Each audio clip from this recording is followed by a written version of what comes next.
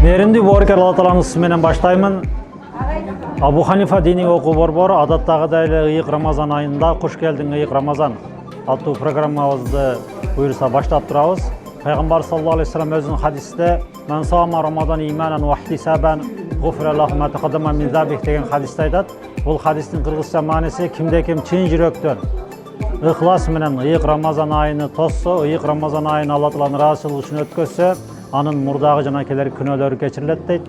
Баарыбызды Кудай Таала өз рахматына алып, күнөөлөрүн кечирип, туткан оразаларыбыз кабыл болсун.